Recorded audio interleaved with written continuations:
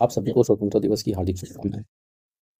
दोस्तों, आज स्वतंत्रता दिवस के अवसर पर हमारे चैनल सीजी इकोस द्वारा एक पहल शुरू किया जा रहा है, जिसका नाम है माटी के लाल, जिसमें हम छत्तीसगढ़ के वीर सपूतों की शौर्य गाथा लाएंगे, जिससे सभी तक इन वीर सपूतों की शौर्य गाथा पहुंच सके।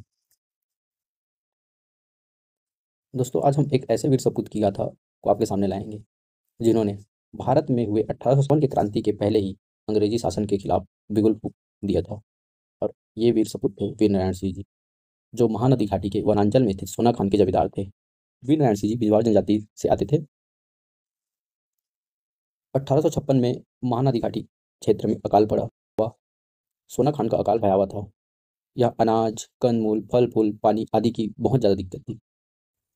इस भयावह संकट को देखते हुए गांव के लोगों ने जमींदार वीर नारायण सिंह से सहायता मांगी। वीर नारायण सिंह जी ने अपना सब अनाज गांव के लोगों को दे दिया, फिर भी इस समस्या का निदान नहीं हुआ। तब उन्होंने आसपास के व्यापारियों को मदद करने को कहा और बदले में 1.5 गुना ज़्यादा अनाज वापस करने की बात कही, पर जमाखोर व्यापारियों ने मदद नहीं की।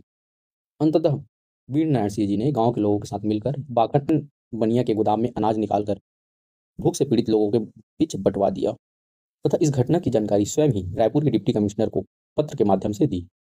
परंतु अंग्रेज अवसर के तलाश में थे और व्यापारी की रिपोर्ट के आधार पर वीर नारायण सिंह जी को गिरफ्तार करने का आदेश दिया। इस समय वीर नारायण सिंह जी जगन्नाथपुरी की यात्रा पर थे। इसी समय 24 अगस्त 1856 को अंग्रेजी सैनिक द्वारा डकैत और हत्या के आरोप में वीर नारायण सिंह जी को गिरफ्तार कर रायपुर जेल में बंद कर दिया। इस गिरफ्तारी के विरोध में सोना खान के लोगों के मध्य आक्रोश की चिंगारी फैल गई। दोस्तों, इसी समय राष्ट्रीय स्तर पर 1857 की क्रांति का बीजारोपण हो चुका था और 10 में 1857 को मेरठ से प्रारंभ हुआ विप्लव पूरे देश में फैलने लगी। तभी 27 अगस्त 1857 को वीर नारायण सिंह जी ने अवसर पाकर उस सैनिकों की सहायता से जेल से निकलने में सफलता हासिल कर ली। और वीर नारायण सिंह जैसे ही जेल से निकले, उसके बाद उन्होंने सोना खान में 500 आदिवासियों की एक सेना गठन किया और रास्ते पर नाकाबंदी कर दी। इसी समय डिप्टी कमिश्नर इलियट ने नारायण सिंह को तुरंत गिरफ्तार करने हेतु लेफ्टिनेंट स्मिथ को आदेश दिया। तभी स्मिथ अपनी सभी सैनिकों के साथ वीर नारायण सिंह जी को पकड़ने के लिए निकल पड़े और सहायता के लिए पड़ोस के जमींदार कटंगी, भटगांव, बिलाईगढ़, देवरी आदि से मदद मांगी। इसी कड़ी में देवरी के जमींदार महाराज साहब, जो रिश्ते में नारायण सिंह जी के चाचा थे, शत्रुता के चलते अंग्रेजों के साथ दिया। इसने अपनी खानदानी शत्रुता के चलते अंग्रेजों का साथ दिया।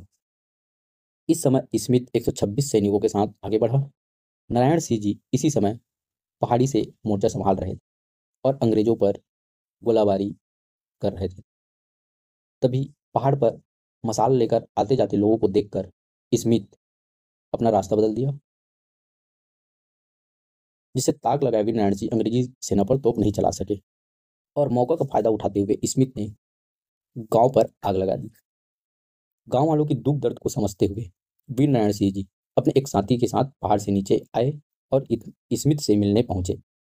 स्मिथ ने चर्चा के आड़ में वीर नारायण सिंह जी को गिरफ्तार कर लिया और 5 दिसंबर 1857 को वीर नारायण सिंह जी को इलियट के समक्ष प्रस्तुत किया। इलियट ने अंग्रेजों के विरुद्ध विद्रोह का मुकदमा वीर नारायण सिंह जी पर चलाया और उन्हें मौत की सजा सुनाई।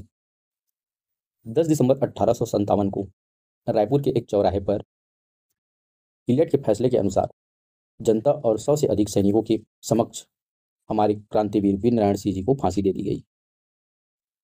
इस प्रकार माटी के यह वीर सपूत इस अंचल के प्रथम शहीद के प्रेरणा स्रोत के रूप में सदैव याद रहेंगे। तो दोस्तों, ये है हमारे माटी के लाल शहीद वीर नारायण सिंह जी की शौर्य गाथा। दोस्तों, आप अगला वीडियो किस माटी के लाल पर चाहते हैं, कमेंट करके हमें जरूर बताएं। धन्यवाद। दोस्तों, अगर ये हमारी बात अच्छी लगी होगी तो इसको अपने दोस्तों के साथ शेयर जरूर करें और हमारे चैनल को फॉलो जरूर करें। धन्यवाद।